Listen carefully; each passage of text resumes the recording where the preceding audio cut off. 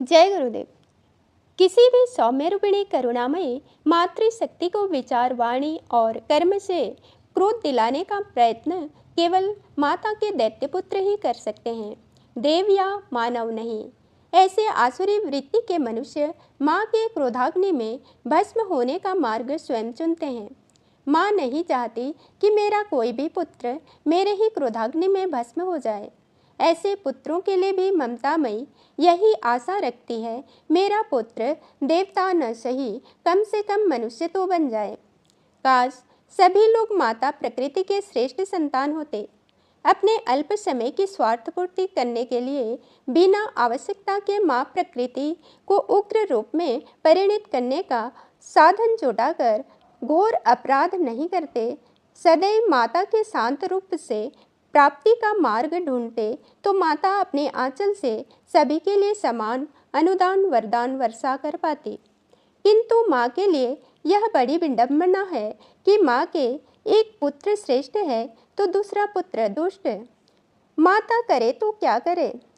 ममता तो माँ की दोनों पुत्रों के लिए समान होती है, फिर भी माता बेबस होकर दुष्टमती के पुत्र को छोड़ देती है।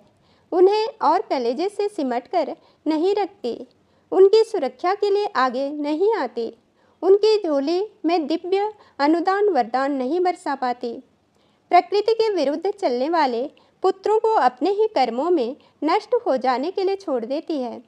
युगों युगों में यही हुआ है और यही होता ही रहेगा।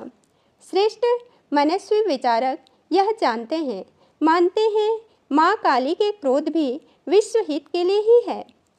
इसलिए नारी शक्ति के क्रोध को भी संजो कर रखते हैं, उसे सत सत नमन करते हैं, शक्ति के क्रोध की पीड़ा को समझ सकते हैं, उसकी आदर करते हैं, सम्मान करते हैं। अकारण ही ईर्ष्या द्वेष लोभ लालच में आकर किसी निर्दोष के ऊपर ऐसे महान शक्ति का प्रयोग होने नहीं देते। महामनस्वी ऐसी शक्ति का प्रयोग केवल जनहित के लिए ही किया करते हैं, जिससे सारे विश्व का हित होता हो।